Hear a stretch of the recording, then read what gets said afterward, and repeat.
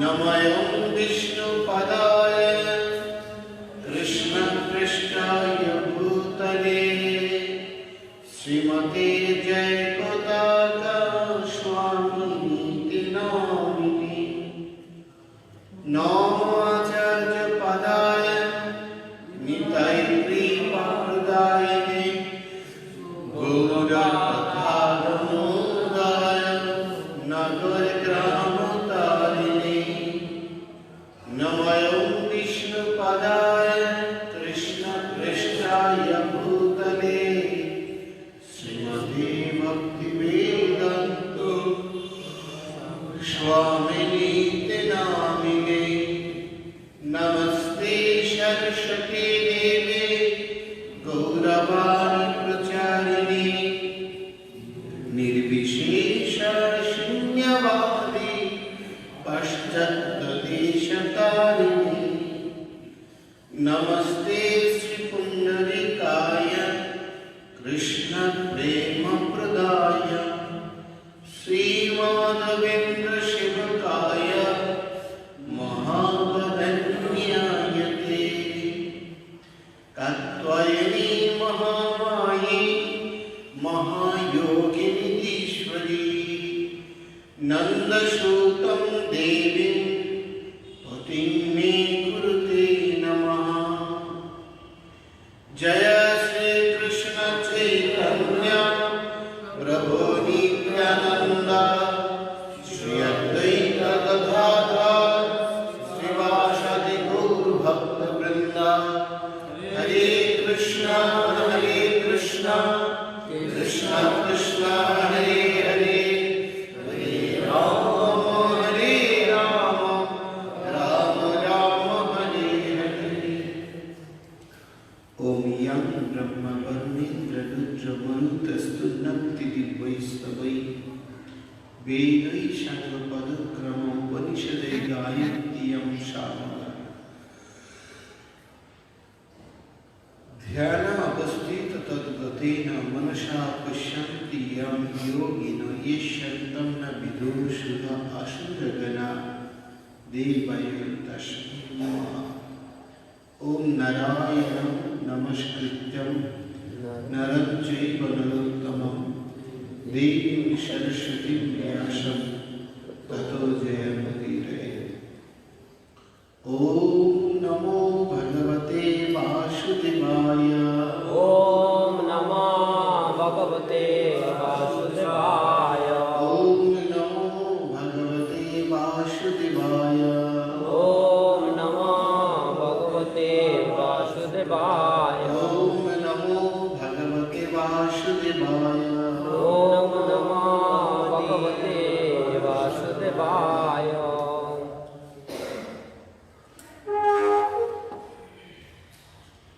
अतः श्रीमद्भागवतम दशम स्कंध अष्टम अध्याय अष्टादश एवं ऊनविंशति नाम श्लोक।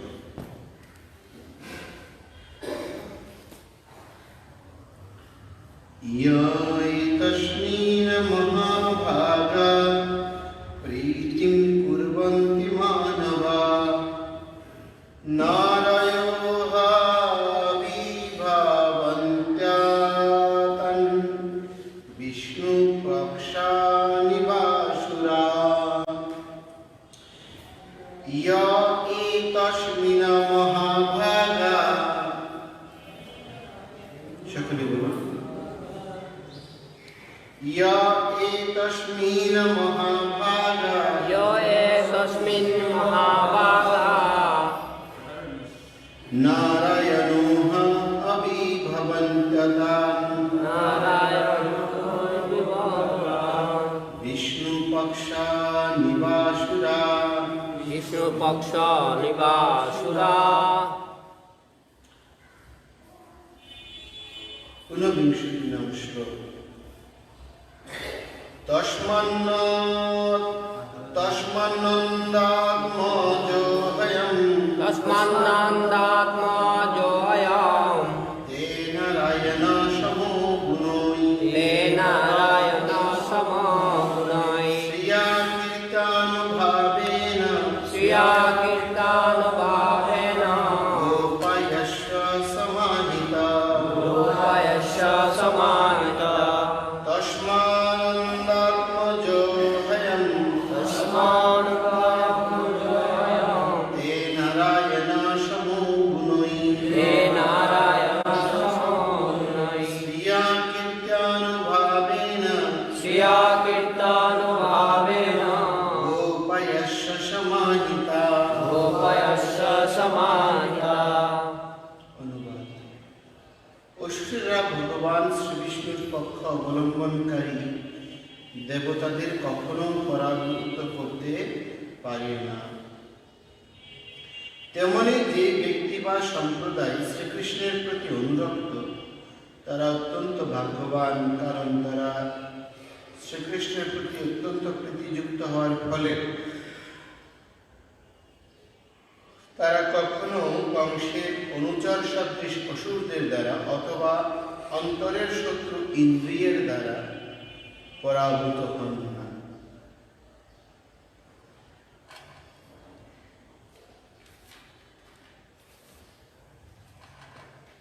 অতএব হে নন্দ মহারাজ, তোমার এই পুত্রটি গুণ, ঐশ্বর্য, কীর্তি এবং প্রভাবে নারায়ণেরই সমতুল্য। তুমি অত্যন্ত সাবধানতা সহকারে এই শিশুটিকে পালন করো। তাৎপর্য করেছেন কৃষ্ণ কৃপা শ্রীমূর্তি শ্রীলা অভয় চরণারবিন্দ ভক্তি বেদান্ত স্বামী জগৎগুরু প্রভুপাদ। জয় জগৎগুরু শ্রী প্রভুপাদ কি জয়। এই শ্লোকে নারায়ণ সম শব্দটি অত্যন্ত মহত্বপূর্ণ। কেউই নারায়ণের সমতুল্য নয়, তিনি অসমর্থ। কেউ তার সমকক্ষ নয় এবং কেউ তার থেকে শ্রেষ্ঠ নয়।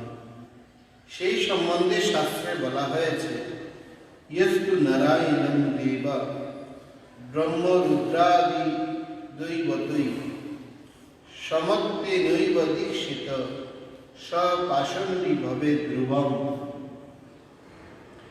যে ব্যক্তি শিব অথবা ব্রহ্মাকে নারায়ণের সমতুল্য বলে মনে করেন সে পাষণ্ডী। কেউই নারায়ণের সমকক্ষ হতে পারে না। তা সত্ত্বেও গর্গমুনি সম শব্দটি ব্যবহার করেছেন, কারণ তিনি নন্দ মহারাজের পুত্ররূপে আবির্ভূত শ্রীকৃষ্ণ যে ভগবান তা পরোক্ষভাবে ব্যক্ত করেছেন।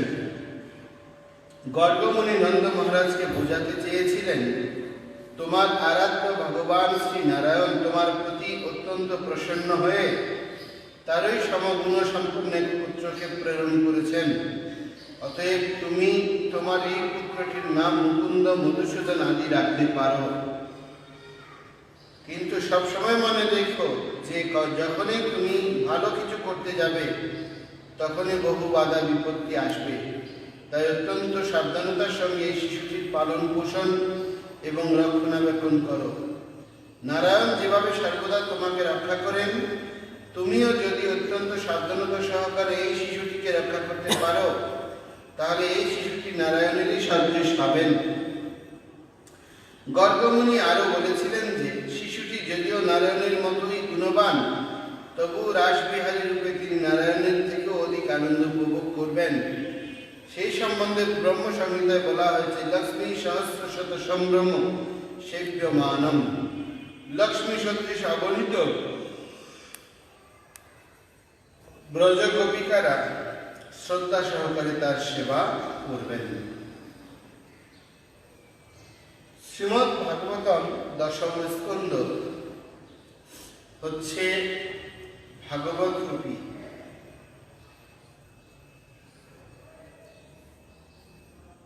এই দ্বাদশ স্কন্ধ, যা ভগবানের লীলাময় বিগ্রহ স্বরূপ। তো এখানে প্রথম থেকে নবম স্কন্ধকে বলা হয়েছে পাত্র, দশম স্কন্ধ হচ্ছে পাত্রে স্থিত রস, আর একাদশ এবং দ্বাদশ স্কন্ধ হচ্ছে তার আচ্ছাদন বা ঢাকনা।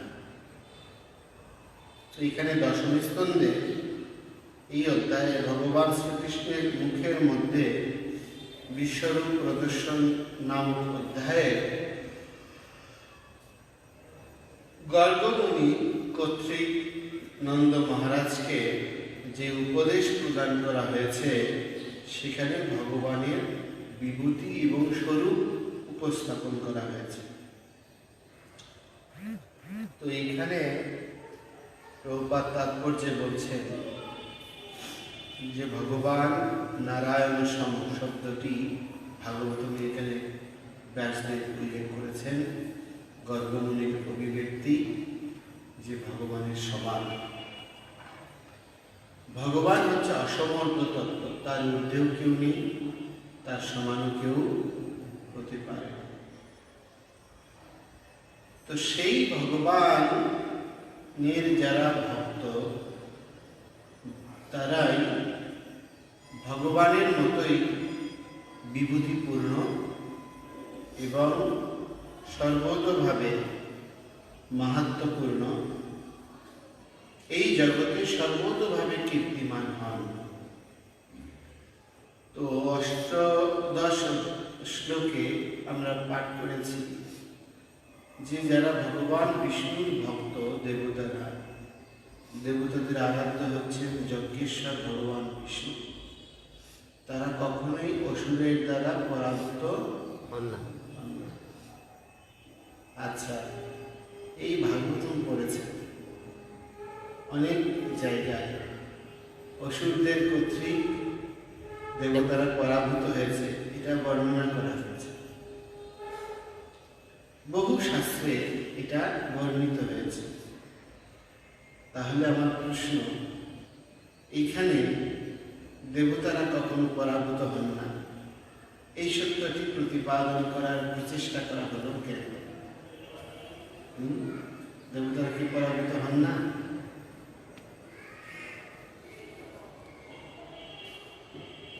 একজন যে পিতৃমাতৃহীন অর্থাৎ অনাথ, যার কোনো কি নেই, অভিভাবক নেই, তার বিপদগ্রস্ত হওয়ার সম্ভাবনা আছে না নেই? আছে। গত কয়েকদিন আগে দেখছিলাম যে একটা নিউজে একটা সদ্য 2 দিনের বাচ্চা শিশুকে কাকড়া বিভিন্ন প্রাণীরা কি করছে, ভক্ষণ করছে। সেই সন্তানের যদি পিতামাতা বা অভিভাবক থাকতো, সেই রকম পরিস্থিতি কি তৈরি হতো? হতো না, হতো না। তাহলে যার সন্তান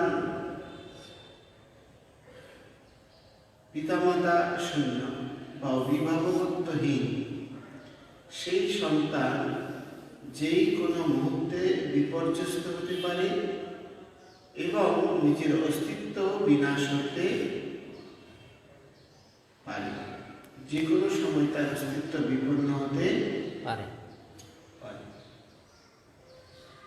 কিন্তু প্রশ্ন হচ্ছে, যেই সন্তানের পিতামাতা বা অভিভাবক রয়েছে, সুরক্ষক রয়েছে, সেই সন্তান কি রোগ শোক দ্বারা আক্রান্ত হয় না? হয় কি না? হয়। অ্যাক্সিডেন্ট হয় কি না? হয়। কিন্তু যখন অ্যাক্সিডেন্ট হয়, যখন আমরা আমাদের পরমানন্দ গুরু মহারাজকে প্রশ্ন করেছিলাম যে কেন তিনি এই অসুস্থ লীলা করছেন, তিনি অনেকগুলো কারণ বলেছেন। কিছু বহিরঙ্গ কারণ, কিছু অন্তরঙ্গ কারণ। বহিরঙ্গ কারণ কি? বহিরঙ্গ কারণ হচ্ছে আমরা শিষ্য যারা, তারা যত উপযুক্ত সাধনা করছি না, ভক্তির বিধিসমূহ প্রতিপালন করছি না, তা গুরুদেবকে কি করছে? আঘাত করছে। তা গুরুদেবের স্থিতি এবং শারীরিক যে সুরক্ষা পাওয়ার দরকার ছিল তাকে আঘাত করছে। এটা হচ্ছে বহিরঙ্গ কারণ। কিন্তু অন্তরঙ্গ কারণ কি? অন্তরঙ্গ কারণ হচ্ছে গুরু মহারাজের বহু একান্ত শিষ্যরা ছিলেন, যারা গুরু মহারাজ যে সেবায় নিজের জীবন উৎসর্গ করার পরেও ঐকান্তিক ভাবে তারা গুরু মহারাজের সেবা সৌভাগ্য সুখ প্রাপ্তি তাদের জীবনে ঘটেনি। আমাদের এখানে যখন কক্সবাজার মন্দির, এখানে গুরু মহারাজ এসেছেন, তো রাধা গোবিন্দ প্রভু যদি বলেন অনাদি প্রভু অমর হরি প্রভু, ওনারা চান গুরু মহারাজের কি করতে? বপু সেবা করতে। আর উনি যদি বলেন যে না, তোমরা ওখানে যেতে পারবে না, না, ওনারা কি সন্তুষ্ট হবেন না অসন্তুষ্ট হবেন? অসন্তুষ্ট। মনে মনে খুব আসবে যে প্রভু আমাদেরকে ক্ষমতা প্রদর্শন করে কি করছে? গুরু মহারাজের সেবার সৌভাগ্য থেকে বঞ্চিত করছে। কারণ আমরা বর্তমান যে যুগে বসবাস করছি, আমরা সর্বদাই প্রত্যাশা করি যে যা দৃশ্যমান নয়, যা অনুভব্য নয়, সেটাকে বাস্তব বলে স্বীকার করতে পারি না। অর্থাৎ দৃশ্যমান বা অনুভব্য কি গুরুদেবের ডাইরেক্ট যদি সেবা করি, বপু সেবা করি, ওনার সন্তুষ্টি আর অসন্তুষ্টিটা হৃদয়ঙ্গম করতে পারে। কিন্তু তিনি একটা বাণী দিয়েছেন, প্রচার করো, ধাম উদ্ধার করো, চৈতন্য মহাপ্রভু লীলা স্মৃতিগুলোকে সংরক্ষণ করো। এগুলো হচ্ছে জাস্ট অদৃশ্য অনুভব বলে গেছেন, কিন্তু সেটা অনুভব করার মতো সেই রকম সামর্থ্য আমাদের নেই। ফলশ্রুতিতে কি হচ্ছে? ফলশ্রুতিতে আমরা সেটাকে যথার্থ সেবা বলে মনে করতে পারছি না। গুরু মহারাজ নিজে বলছেন, প্রভুপাদের সঙ্গে যখন প্রথম দর্শন হলো, প্রভুপাদের সঙ্গে প্রসাদ পেলেন, প্রভুপাদের অনেক গুরুত্বপূর্ণ সেবা যজ্ঞে নিজেকে উৎসর্গ করলেন। কিন্তু গুরু মহারাজের প্রভুপাদের রূপ মার্জনের সৌভাগ্য হয়েছে, কিন্তু ডাইরেক্ট প্রভুপাদের বপু মানে বডিতে সেবা করার সুখ হয় না। তো একদিন বৃন্দাবনে গুরু মহারাজ গিয়েছেন, তো তখন প্রভুপাদের কাছে যখন গুরু মহারাজ যাচ্ছেন, মনে মনে কষ্ট নিয়ে যাচ্ছেন যে আমি কখনো প্রভুপাদের ডাইরেক্ট বপু সেবা করতে পারিনি। তো প্রভুপাদ গুরু মহারাজকে বললেন, জয় পতাকা, তুমি একটু আমার পিঠ কি করে দাও, মালিশ না ওই চুপিয়ে দাও। তো প্রভুপাদের তো বৃদ্ধ শরীর, তখন অন্তিম অবস্থা, তো সেজন্য গুরু মহারাজ চিন্তা করছে যে রিয়েলি গুরু প্রভুপাদ যদি কষ্ট পায়, এটা খুব হালকা হালকা করে দিচ্ছে। এবার প্রভুপাদ বললেন, জয় পতাকা, তুমি কি কালকে প্রসাদ পাওনি? সে প্রভুপাদ, কেন? আমি তো প্রসাদ পেয়েছি। তোমার শরীরে কোনো শক্তি নেই, তুমি যে আমাকে চুলকিয়ে দিচ্ছ সেটাতে আমার কোনো অনুভূতি হচ্ছে। এবার গুরু মহারাজ জোরে জোরে, গুরু মহারাজের জীবনের ডাইরেক্ট বপু সেবা এটাই শেষ। তো এখন প্রশ্ন হচ্ছে, উনি প্রভুপাদের সেবায় সমর্পিত না সমর্পিত নয়? শ্রীল তমালকৃষ্ণ গোস্বামী মহারাজ, যিনি প্রভুপাদের দীর্ঘদিনের একান্ত সচিব, প্রধান সচিব, তিনি বলছেন শ্রীল প্রভুপাদের মনোবিষ্ট পরিপূরণের প্রধান স্তম্ভ হচ্ছে কে? শিল জয় পতাকা। শিল জয় পতাকা। এটা অত্যন্ত গুরুত্বপূর্ণ কথা, কিন্তু যে কোনো ব্যক্তির কথা না। কারণ প্রভুপাদের যিনি প্রধান সেবক, দীর্ঘদিনের সেবক, তিনি বুঝতে পারবেন যে প্রভুপাদের মনোভাব কিভাবে রূপায়িত হচ্ছে। তিনি বলছেন তার প্রধান স্তম্ভ হচ্ছে কে? এই সলিলের জয়প্রতাপ স্বামী মহারাজ। তো এখন প্রশ্ন হচ্ছে, আজ অব্দি যখন কিছুদিন আগে গত বৎসর গুরু মহারাজের করোনা হলো, লাস্ট করোনা সংক্রমণ,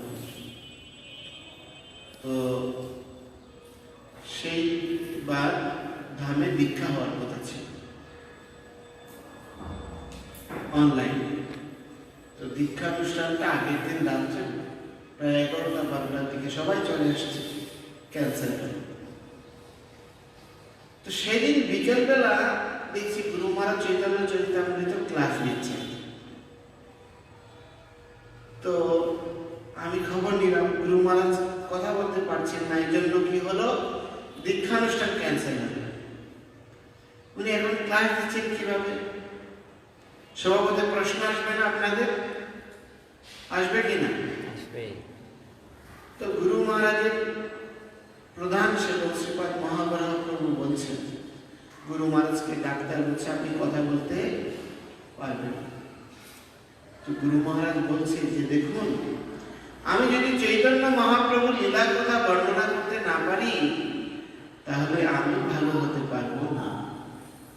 আমি চাই না কথা বলতে, আমি চাই না চৈতন্য মহাপ্রভু লীলার কথা বলতে, কারণ আমি শরীরের প্রতি সচেতন, কিন্তু আমার জিহ্বাটা এত দুষ্ট, সেই কথা না বলে থাকতে পারে না। তার অবশ্যই চৈতন্য মহাপ্রভু লীলা কথা বলতেই হবে। সুতরাং আমি আমার জিহ্বাকে শাসন করার সামর্থ্য আমার নেই। চিন্তা করে দেখুন কি একাগ্রতা। গুরু মহারাজকে বলছেন জিবিসিরা যে আপনি কি করবেন না, জয় শ্রী শ্রী গুরু গৌরাঙ্গ রাধা দামোদর জগন্নাথ গুরুদেব সুভদ্র মহারানী কি। জিবিসিরা বলছেন যে আপনি রেস্ট করুন। তো গুরু মহারাজ বলছে প্রভুপাদ আমাকে মহাপ্রভুর সেবা করার সুযোগ দিয়েছে, যে কোনো মুহূর্তে আমার মৃত্যু হয়ে যেতে পারে, আমি যদি পরবর্তীতে এই সুযোগ আর না পাই, সুতরাং এটাকে কি করতে হবে, সৎ ব্যবহার করতে। এটা হচ্ছে গুরু মহারাজের মনোভাব। তো এখন প্রশ্ন হচ্ছে, আমরা যারা শিষ্যরা আছি, ভক্তরা আছি, আমরা কি সেই মনোভাব সম্পন্ন? আমরা কি অবিকৃত গুরুদেবের মনোভাবকে রূপায়ণ করার জন্য সর্বতভাবে আত্মোৎসর্গ করার মতো প্রত্যয়ী হয়েছি? তো যারা হয়নি, সেই সমস্ত অন্তরঙ্গ ভক্তদেরকে আরো বেশি অনুপ্রাণিত করার জন্য, পুষ্টি বর্ধনের জন্য গুরু মহারাজ অসুস্থকালীন লীলা করছেন। কেন? যাতে ওনার সেবকরা ওনার একান্ত সেবা করার সুযোগ পায়।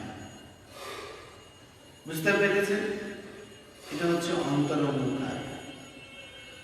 তো এখন প্রশ্ন হচ্ছে, যে অনাথ শিশু পিতামাতাহীন সে আক্রান্ত হচ্ছে, তো ঠিক আছে, কিন্তু যে অনাথ নয় সেও তো আক্রান্ত হচ্ছে। তাহলে সে কেন আক্রান্ত হচ্ছে? কারণ তার বহিরঙ্গ কারণ হচ্ছে আদি ভৌতিক, আদি দৈবিক, আধ্যাত্মিক দুঃখের প্রভাব, ত্রিগুণের প্রভাব। কিন্তু তার অন্তরঙ্গ কারণ কি? পিতা মাতা যাতে বাৎসল্য সুখ আস্বাদন করতে পারে, ভগবান সে আয়োজন করেন। কারণ পিতা মাতাকে প্রথম গুরু বলা হয়েছে। জীব গোস্বামী পাদ 3 জনকে মহাগুরু বলছেন, যে পুত্র এবং কন্যার জন্য পিতা মাতা হচ্ছে মহাগুরু, পত্নীর জন্য স্বামী হচ্ছে মহাগুরু, আর শিষ্যের জন্য গুরু হচ্ছে মহাগুরু।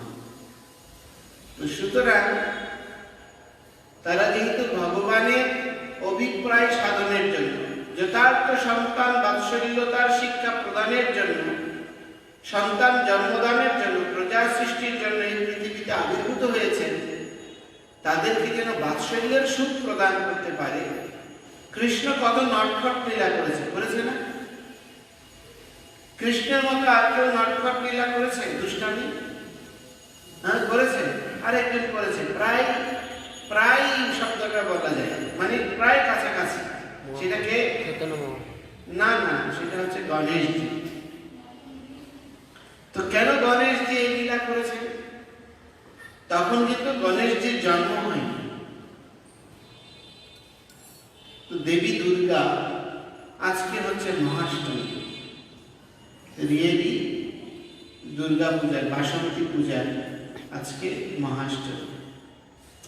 তো দুর্গা দেবী হচ্ছেন মহাবিষ্ণবী, ইয়া বৈষ্ণবী শক্তিরন্তরবী, ইয়া দেবী সর্বভূতেষু বৈষ্ণবী রূপেণ সংস্থিতা, নমস্তুষ্যে নমস্তুষ্যে নমস্তুষ্যে নমো নমঃ। গোপিকাগণ কি বলছেন? কাত্যায়নী মহামায়ে মহাযোগিনীশ্বরী নন্দসুতম দেবীং পতিং মে কুরুতে নমঃ। কেমন কথা যে আপনারা সকলে যারা পুরুষরা আছেন, এখন আমি যদি বলি যে ওই মাতাদির জন্য আমি আপনাকে ঠিক করেছি, আমি ওনাকে কথা দিয়েছি, আপনি ওনাকে বিবাহ করবেন, আপনি বিবাহ করবেন কেউ? বর্তমান যে কলিকাল মা বাবা চাইলেও করছেন, ঠিক কি না? নিজের পছন্দ না হবে। কিন্তু কৃষ্ণ বাধ্য কার কাছে? দেবী দুর্গার কাছে। তিনি যাকে কৃষ্ণকে প্রতিরূপে মনোনয়ন করবেন, যার জন্য XYZ দুর্গা দেবী যদি মনে করেন যে কৃষ্ণের বউ হওয়ার এই যোগ্য, সেবিকা হওয়ার যোগ্য, তাহলে কৃষ্ণকে অবশ্যই তাকে স্বীকার করতে হবে। এই জন্য গোপিকাগণ স্তুতিতে বলছেন নন্দসুতম দেবী প্রতিরূপে, হে দেবী তুমি নন্দসুতকে আমাদের প্রতিরূপে প্রদান করো। তাহলে কৃষ্ণ সে তোমারও, কৃষ্ণ দিতে পারো, তোমারও শক্তি আছে। নরোত্তম দাস ঠাকুর বলছে কৃষ্ণ হচ্ছে তার। তো এখন সেই দেবী দুর্গা তিনি কৃষ্ণের এই নটখট লীলা দর্শন করে বলতে পারেন কৃষ্ণ এসেছে তো 5000 বছর আগে, আর গণেশ এসেছে তো বৈদিক দেবতা লক্ষ কোটি বছর আগে। তাহলে কি করে কৃষ্ণ লীলার সময়ে গণেশের জন্ম হয়নি? প্রশ্ন আসতে পারে কি? তো কৃষ্ণ কখন অবতরণ করেন? কৃষ্ণ ব্রহ্মার এক দিবসে, যে 14 মনুর রাজত্বকাল, 14টি মন্বন্তর, তার মধ্যে সপ্তম মনুর অষ্টবিংশতি কলিযুগে সাক্ষাৎ পরম ব্রহ্ম পরমেশ্বর ভগবান, পরম ব্রহ্ম নয়, পরাৎপর পরম ব্রহ্ম, অসমর্থ তত্ত্ব, তিনি স্বয়ং একবার আবির্ভূত। তো এর আগের ব্রহ্মার দিবসে আর কি সৃষ্টির প্রথম পর্যায়ে কৃষ্ণ যখন আবির্ভূত হয়েছিলেন, তার নটখট লীলা দর্শন করে মাতা দুর্গা অত্যন্ত প্রসন্ন হয়েছে এবং তিনি খুব অতৃপ্তি বোধ করছেন। কেন? কৃষ্ণ সর্বদাই মা যশোদার আঁচল ধরে থাকে। দেখুন, আমরাও যখন মা পিটায়, প্রহার করে, আমরা পালিয়ে না গিয়ে কি করি? আঁচল ধরে থাকি না? ছোট শিশুরা থাকে কি না? কেন? এটা কৃষ্ণের বাৎসল্যতা থেকে এই অনুভূতিটি শিশুদের মধ্যে সঞ্চারিত হয়েছে। তো দেবী দুর্গা চিন্তা করছে, আরে আমার পাশে তো কেউ না, মা যশোদা কত সুন্দর বাৎসল্য সুখ আস্বাদন করছে। কেন করছেন? কৃষ্ণ চাইছেন মা যেন সর্বোত্তম সুখটি লাভ করতে পারে। তো দুর্গা দেবী চিন্তা করছেন, আরে আমি তো পাচ্ছি না। তাই কি করলেন? তিনি কৃষ্ণের মতো, ভগবানের মতো একটি পুত্র সন্তান চাইলেন। এই জন্য দুর্গা দেবী সহস্র বর্ষ ব্যাপী, 1000 বর্ষ ব্যাপী দেবতাদের সময় তিনি কৈলাসের একটি নিভৃত কুহরে গিয়ে, গুহায় গিয়ে তিনি কি করলেন? পুণ্য ব্রত নামক একটি বিশেষ ব্রত করলেন ভগবান বিষ্ণুকে সন্তুষ্ট করার জন্য। এবং সেই ব্রতে সন্তুষ্ট হয়ে ভগবান বিষ্ণু বরদান করলেন যে তোমার কি হবে, সন্তান। তো সেই সময় মহাদেব দেবাদিদেব তিনি তপস্যায় ছিলেন, যার ফলশ্রুতিতে প্রতিবিহীন পুত্রের সুখ লাভ করবে কি করে। তো এদিকে কৃষ্ণের বরদান সফল হচ্ছে না, বিষ্ণুর বরদান, স্বামীও নেই, তপস্যা ভাঙছে না। তো সন্তানের বাৎসল্যের সুখ লাভের অত্যন্ত ঐকান্তিক আগ্রহ থেকে হরিদ্রা হলুদ দিয়ে একটি বালক মূর্তি তিনি তৈরি করেছেন। সেখানে তার অনুরাগরূপী অশ্রু কি হয়েছে, নির্গত হয়েছে এবং ধর্ম নিশ্চিত হয়েছে। তো ফলশ্রুতিতে সেখান থেকে এই চেতন ব্রহ্মস্বরূপ মহাগণাধিপতির জন্ম হয়েছে। তো এই মহাগণাধিপতিকে বলা হয় বিশ্বশ্রেণীর অবতার, কারণ ভগবানের সমান এবং তার থেকে শ্রেষ্ঠ কেউ হতে পারে না। তো সুতরাং ভগবানের কাছাকাছি হচ্ছে বিশ্বশ্রেণী, তিনি হচ্ছেন ভগবান বিষ্ণু। বৈকুণ্ঠের যে বিষ্ণুর সেনাবাহিনী রয়েছে, বিষ্ণু দূতেরা রয়েছে, তাদের সেনাধ্যক্ষ, কারণ ভগবানের শৌর্য থেকে এই বিশ্বশ্রেণীর জন্ম হয়েছে, তেজ থেকে, সামর্থ্য থেকে। তো সেই বিশ্বশ্রেণ গণেশ রূপে আবির্ভূত হয়েছে। তো এখন প্রশ্নটা হচ্ছে, তো তিনি ভগবান শ্রীকৃষ্ণের কাছে, বিষ্ণুর কাছে এই নটখট বাৎসল্য সুখ আস্বাদন করতে চেয়েছে। তো আমাদের পিতা মাতারাও যেন বাৎসল্যের সুখ আস্বাদন করতে পারে, শুশ্রূষা করতে পারে। আমি যখন নতুন নতুন জয়েন করেছি, আমার দীক্ষার পরে কৃষ্ণকীর্তন প্রভুর সঙ্গে একদিন প্রচার নিয়েছে মানিকগঞ্জ। আমার খুব আলোচনার পরে রাত্রিবেলা অনেক, তখন এই টিম প্রচার করতো রাত্রে 2টা, 3টা, 4টা বাজে প্রোগ্রাম শেষ। শীতের দিন, কুয়াশা, ঠান্ডা, তখন জ্বর এসে গেছে। তো আমি কৃষ্ণকীর্তন প্রভু কয়েকজন উপেন্দ্র প্রভুদেরকে বললেন, আর হচ্ছে যে ভালো মৃদঙ্গ বাজে জয় গোপাল, যে চিন্ময়কে নিয়ে আসা আমার। তো আমাকে উনি কাঁধে করে ওরা নিয়ে আসলেন। আমি তো ছোট, পারছি না ওনাদের সঙ্গে, শরীর অসুস্থ। তো এখন প্রভু দেখছি আর বুকে আমার কফ জমে গেছে। পত্রঙ্গ পত্র কি করে, সরিষার তেল দিয়ে একটু গরম করে আমার বুকে প্রলেপ করছে। আমি কিছু মনে করিনি, কারণ উনি আমার শিক্ষাগুরু, বাৎসল্য বশত এটা করতেই পারে। কিছুক্ষণ পরে দেখছি সরিষার তেল গরম করে পায়ের তালুতে মালিশ করছে। তো মালিশ করতে যাবে, আমি তখন উঠে যাচ্ছি, আমাকে এমন ধমক দিল, বলছে এটা একেবারে থাপ্পড় মারবো, একেবারে দাঁত 32টা ফেলে দেবো, চুপ করে থাক। তো তিনি পায়ের তালুতে মালিশ করছে। আমার চোখে জল চলে এসছে। কেন? আমি শৈশবেই পিতা হারিয়েছি, যার ফলে স্মৃতিতে পিতার স্নেহটি লাভ করি। তো উনি এটি কেন করছেন? সন্তান বাৎসল্য থেকে। তো যদি আমি অসুস্থ না হতাম, তাহলে পিতার বা গুরুর এই প্রদত্ত বাৎসল্য শক্তিকে আমি পেতাম। তো এটি হচ্ছে অন্তরঙ্গ কারণ। সেজন্য দেবতারা বা ভগবানের ভক্তরা যখন বিপদগ্রস্ত হয়, সাময়িক পরাজয় হয়, তো বুঝতে হবে ভগবান যে তার পিতা, প্রতিপালক, সুরক্ষক, ভগবান তার সুরক্ষার জন্য নিয়োজিত, ডিউটি করছেন। তিনি তাকে সুরক্ষা দানের জন্য দায়বদ্ধ, বন্ডেড।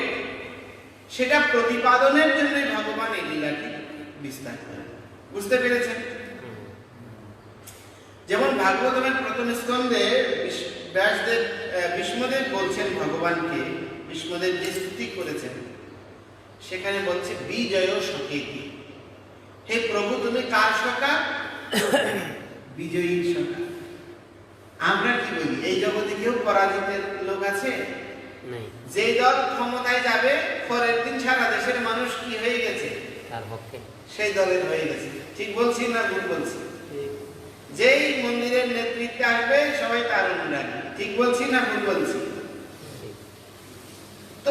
এই সখা, বিজয়ী সখা, আমরা যে চেঞ্জ হয়ে যাই, ভোল পাল্টে ফেলি, তো ভগবানকে এরকম ভোল পাল্টানো লোক? ভীষ্মদেব বলছে বিজয় সখী।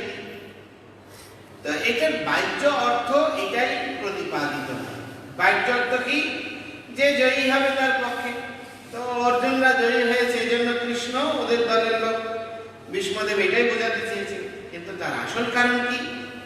বিজয় সখী বলছে বাচ বেগম মনস ক্রোধ বেগম জিহ্বা বেগম উদর উপস্থ বেগম এতদ বেগাঞ্জ বিষয়ে তদীর সর্বাম পিমাংস পৃথিবীশ শিষ্য।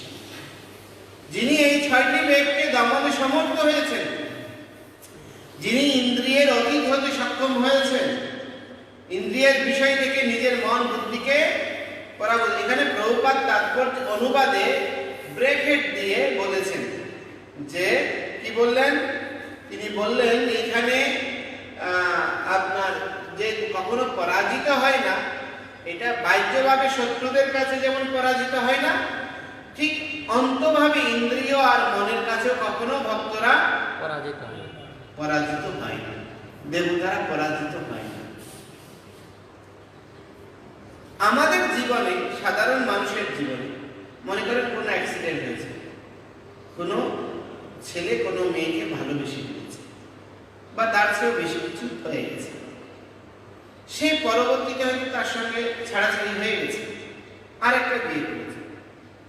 বলুন তো এমন কি কেউ আছে সেই স্মৃতি কখনো ভুলতে পারবে? সে না প্রকাশ করতে পারবে, সেটা তার মানসিক স্তরে থেকে যাবে। বুঝতে পেরেছেন?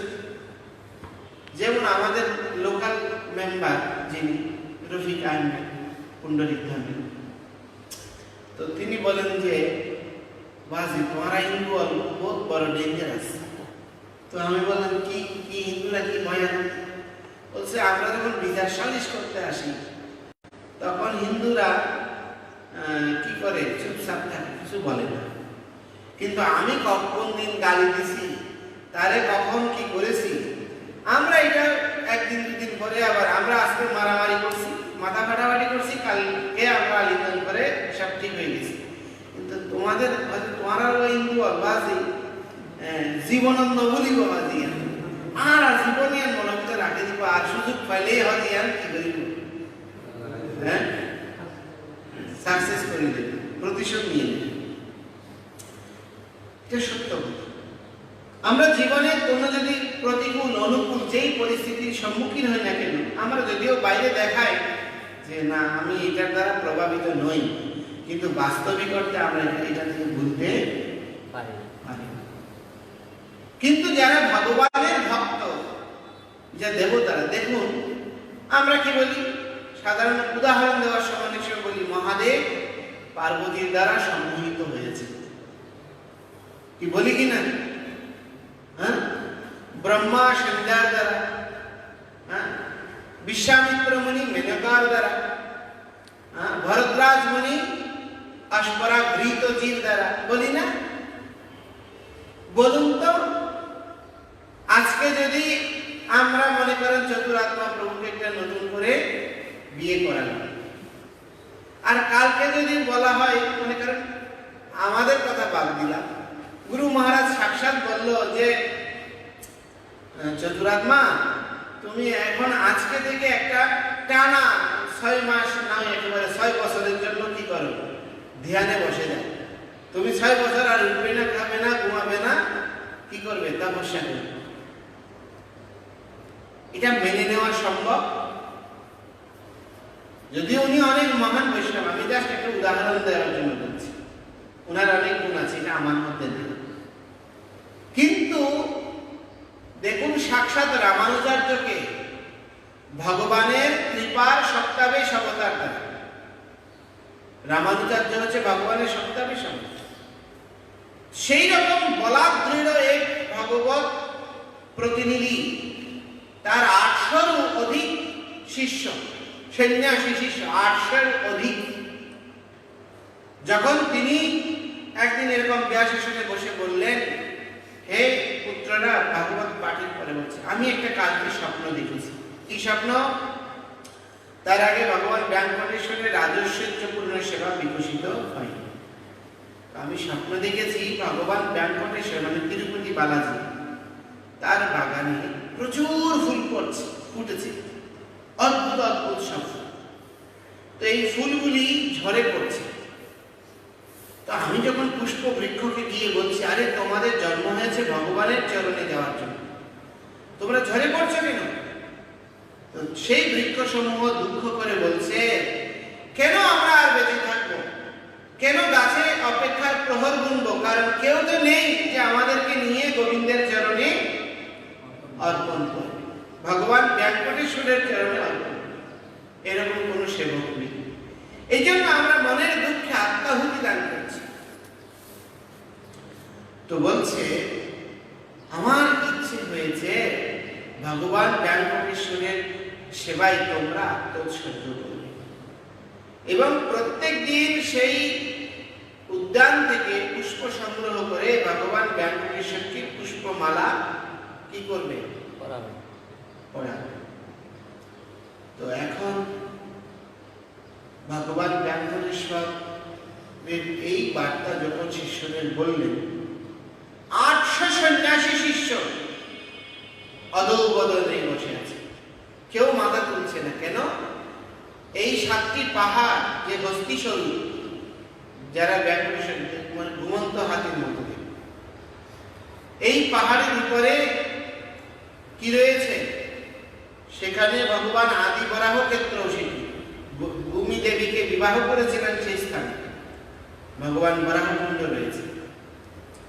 সেই পবিত্র স্থানে গিয়ে সেবা করার কোনো মনোভাব নাই। এটা আমাদের ইস্কনের ভক্তদের ক্ষেত্র, রামানুজাচার্যের ক্ষেত্রে যা হয়েছে, বর্তমান সময়েও তা। আমরা শহরের মন্দিরগুলোতে থাকতে যত বেশি আনন্দ বোধ করি, মহাপ্রভুর যত লীলাস্থল, ভগবানের যত ধাম সমূহ যেগুলো গ্রামে গঞ্জে রুরাল এরিয়ার মধ্যে রয়েছে, সে স্থানে গিয়ে সেবা করার আগ্রহ আমাদের নাই। যেখানে আধুনিক ফ্যাসিলিটি কম, সেখানে আমরা থাকবো না। যদি এই মন্দিরে এখন রাধা গোবিন্দ প্রভু ডিক্লারেশন দেয়, কালকে সবাইকে একটা একটা কি করা হবে? আইফোন, আর প্রত্যেকটা একটা একটা কম্পিউটার। সবাই বলবে, আরে রাধা গোবিন্দ প্রভু হচ্ছে এখানে ভগবানের মতোই দয়া। আর যদি বলে কালকে কার কার মোবাইল আছে সব সিজ করা হবে, সবাই জমা দিয়ে দেবে, বলবে এর মতো বদমাইশ আর একটাও নাই। ঠিক বলছি না? তো এখন প্রশ্ন হচ্ছে, ঠিক সেই সময়ে একটি ঘটনা ঘটেছে, অদলবদলের সময় দাঁড়িয়েছে। কেন? সেখানে ব্যাঘ্র, ভল্লুক, এরকম সব হিংস্র জন্তু, সর্প, এগুলোর দ্বারা পরিপূর্ণ ছিল। এরা সুরক্ষা করতে ভগবান ব্যাঘ্র। বাপরে বাপ, কে আর ওদের খাদ্য হবে? আমরা কেউ জানি। সেখানে একজন গৃহস্থ ভক্ত ছিল, 800 সন্ন্যাসীর মধ্যে একজন গৃহস্থ শিষ্য ছিল, তার নাম হচ্ছে আনন্দ। আর আলোয়ার শব্দ মানে সন্ন্যাসী বা সাধু, মহাত্মা, এদেরকে সাউথ ইন্ডিয়ান ভাষায় আলোয়ার বলে। তো আনন্দ আলোয়ার ছিল।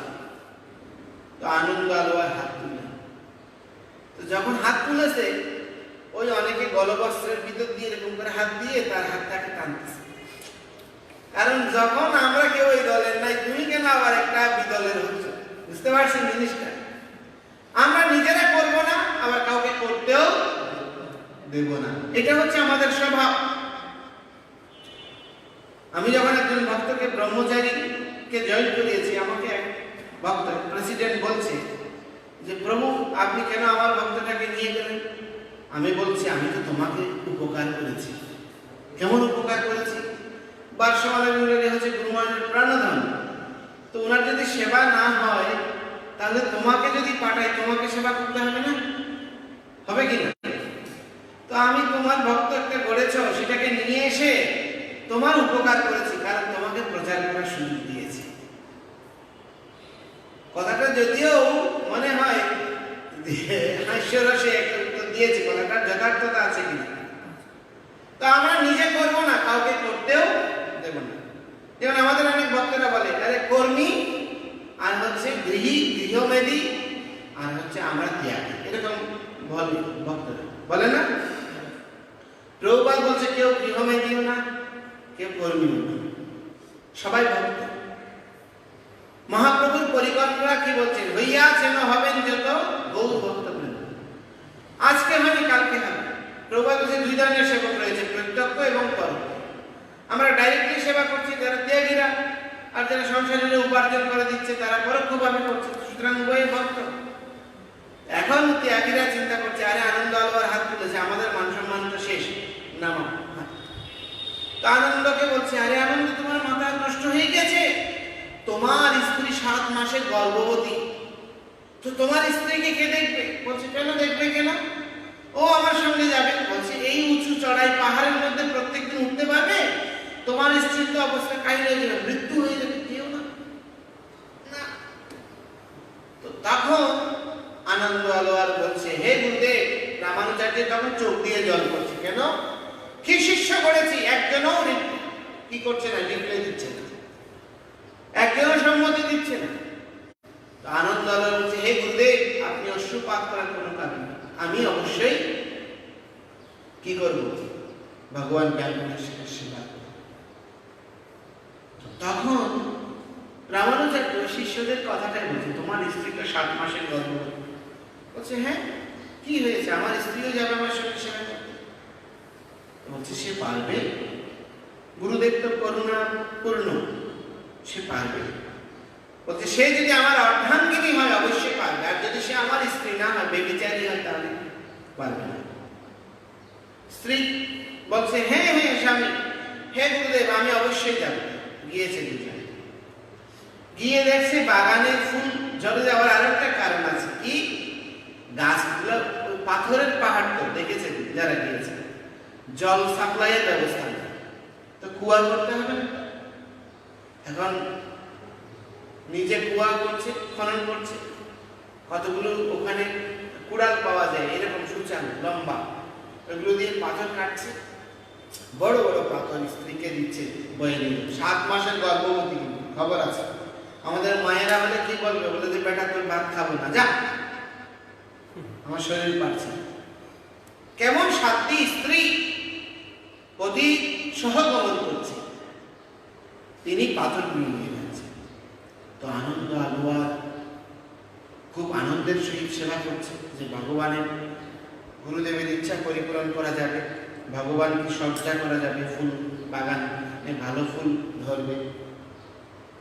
তো তখন আপনার এক কালো কৃষ্ণবর্ণ, খুব কুৎসিত একেবারে কালো, চুকচুকে কালো, এক বলিষ্ঠ দেহের অধিকারী পুরুষ আসে, এসে আনন্দ আলোয়ারের স্ত্রীকে বলছে, ও মাতাজি, আপনি কেন এত পরিশ্রম করছেন? আপনার স্বামীর কি কোনো আক্কেল বুদ্ধি নাই, যেরকম গর্ভবতী স্ত্রীকে দিয়ে ভারী কাজ করাচ্ছে? বলছে দেন দেন, আমাকে দেন। বলছে আরে আমি আমার সেবার, স্বামীর সেবার সহযোগিতা করছি, তোমার কি দরকার পড়েছে? তোমার কি কোনো মনে বুদ্ধি আসছে নাকি যে তুমি কি জন্য আমাকে ডিস্টার্ব করছো? সর। তো ওই কৃষ্ণবর্ণের পুরুষ বলিষ্ঠ দেহের অধিকারী তো জোর করে পাথরটা হাত থেকে নিয়ে ফেলে দিয়েছে। কোন স্ত্রী এসে আনন্দ আলোয়ারকে অভিযোগ দিয়েছে। তো আনন্দ আলোয়ার খুব, কারণ সারাদিন গরমের মধ্যে পরিশ্রম করছে, পাথর কাটছে, একটু খিটখিটে না মস্তিষ্ক। তো দিয়ে বলছে, হ্যাঁ বেটা, তুমি কে? আমার চেয়ে আমার বউয়ের প্রতি বেশি দরদ দেখাচ্ছ, যা, সেবায় কোনো ডিস্টার্ব করবে। আবার দ্বিতীয়বার সেবা করছে, স্ত্রী নিয়ে যাচ্ছে, আবার ওই পুরুষটা এখানে পৌঁছেছে, আবার গিয়ে বার করছে। কি শিক্ষা দিচ্ছে? যত করুণ পরিস্থিতি হোক না কেন, আমাদের কি করা উচিত? কমপক্ষে 3 বার সুযোগ দেওয়া উচিত। তো এখন এভাবে আনন্দ আলোয়ার 3 বার সুযোগ দিল সেই পুরুষটাকে। তো পুরুষটা ওই আনন্দ আলোয়ার সম্পর্কে খুব বাজে বাজে কমেন্টস করতেছে। কে? কার কাছে? স্ত্রীর কাছে। তো তখন এবার আনন্দ আলোয়ার 3 বার যখন রিপোর্টিং করলো, আর সহ্য করতে পারেনি, ওই কুড়ালটা নিয়ে গিয়ে ওই কালো বলিষ্ঠ দেহের অধিকারী পুরুষটার সঙ্গে লড়াই শুরু করে দিয়েছে, মারামারি। তো এক পর্যায়ে না পেরে আনন্দ আলোয়ার তো ওই বলিষ্ঠ দেহের অধিকারী পুরুষের মতো শক্তি নাই, না পেরে কুড়ালটা মেরে দিয়েছে। তো কুড়ালটা এসে গিয়ে এখানে আঘাত করেছে, দগ্ধ রক্ত পড়তেছে, আর কালো পুরুষটা পালিয়েছে।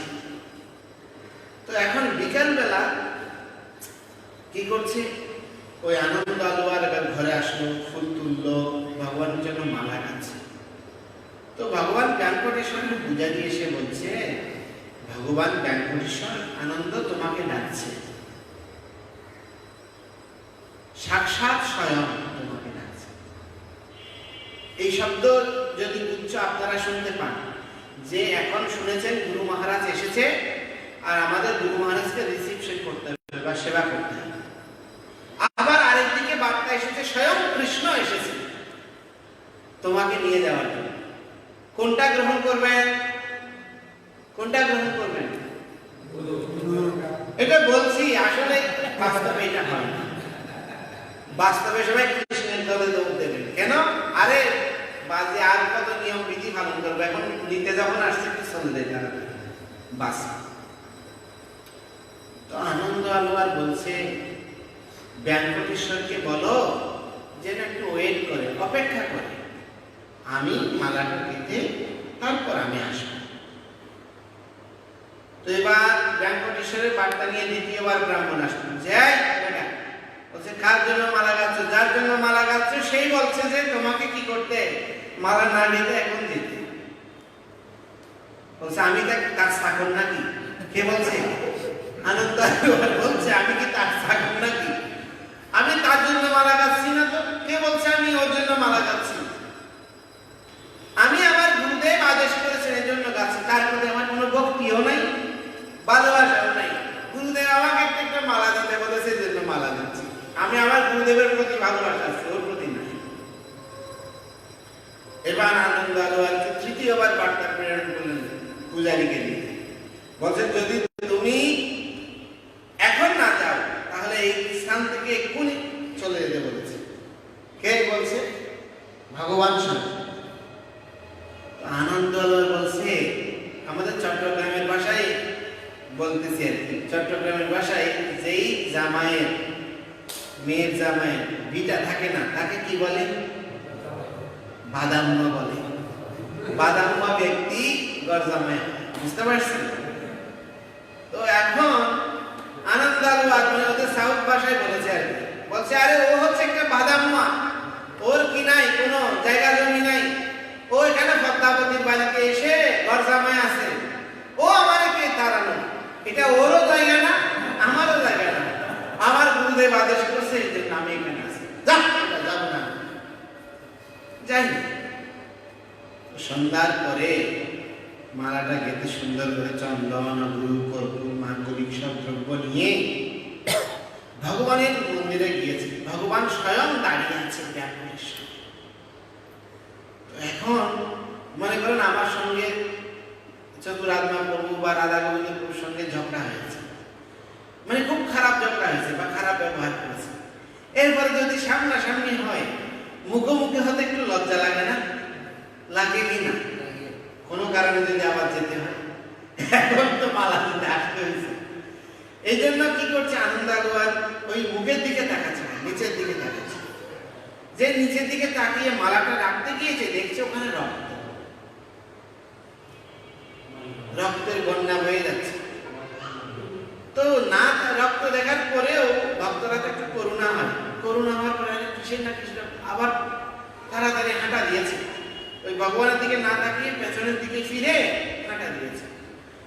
তো যখন ভগবানের ব্যাঙ্কটেশ্বরের 7টা দরজা রয়েছে, তো প্রথম দরজা, দ্বিতীয় দরজা, তৃতীয় দরজা যখন অতিক্রম করছে, পেছন থেকে বলছে আনন্দ, করুণাপূর্ণ দৃষ্টি বলছে, করুণাপূর্ণ ব্যবহার বলছে, আনন্দ তুমি কি একটু আমার দিকে তাকাবে না?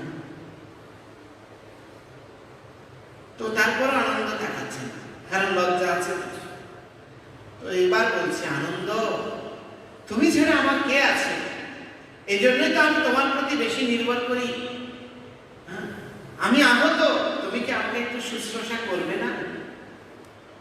যখন ফিরে তাকাচ্ছে তখন দেখছে তার এখানে থুতনিতে ভগবানের থুতনি ফেটে রক্ত পড়ছে।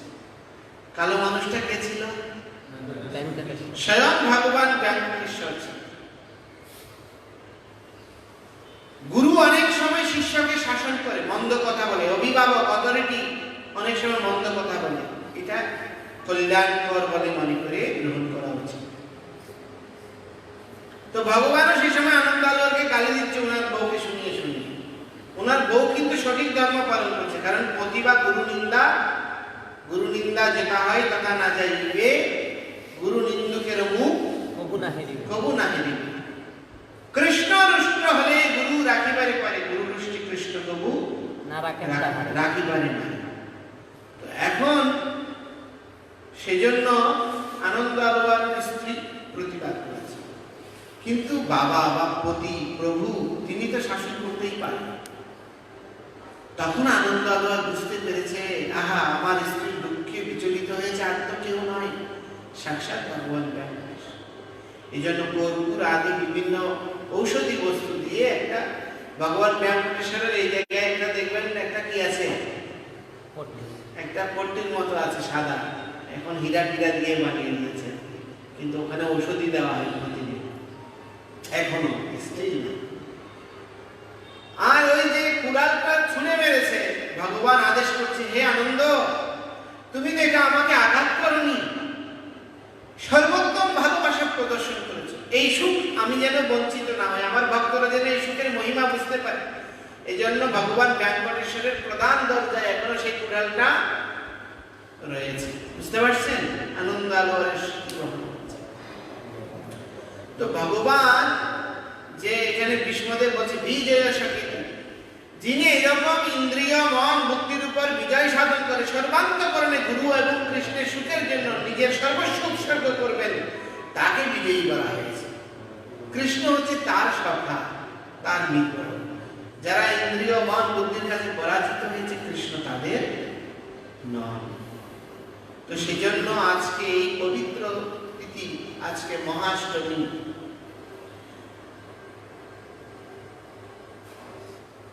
দুর্গা দেবী কি করেন? কয় প্রকার দৃষ্টিপাত করেন? দুর্গা দেবী কয়টা দৃষ্টিপাত করেন? কয়টা দৃষ্টিপাত করেন? ঠিকই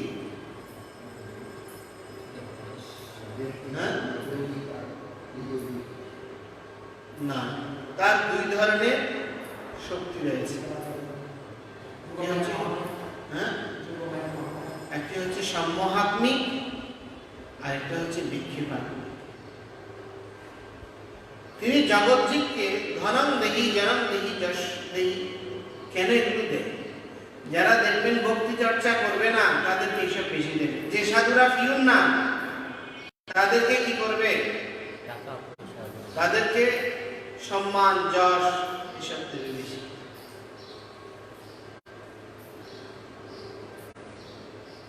যেই সাধুরা পিউন না তাদের মহিমা গুণগান বেশি হয়, আর যারা পিউর ভক্ত তাদের কি করবে?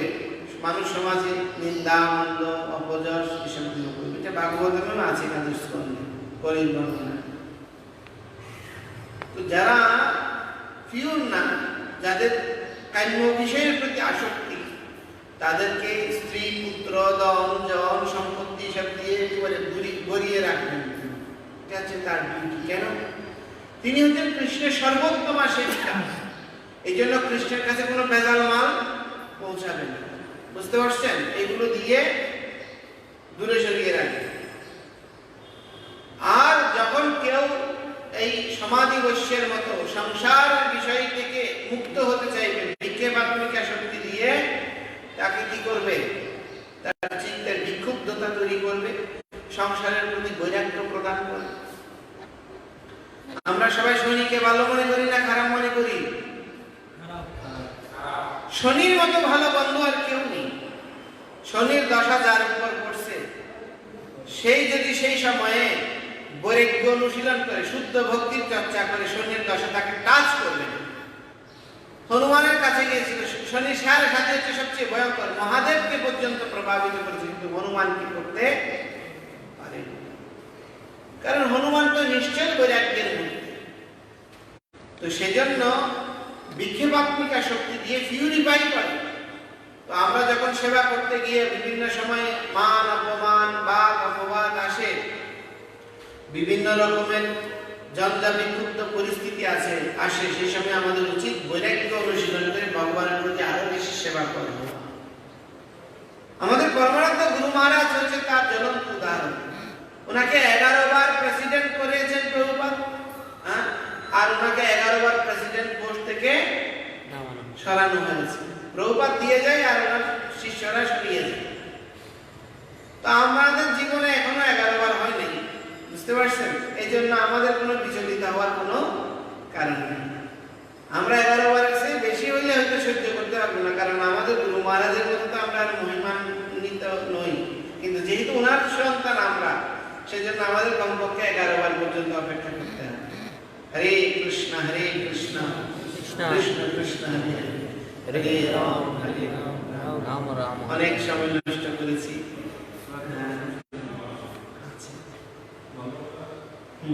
আজকে যে আমরা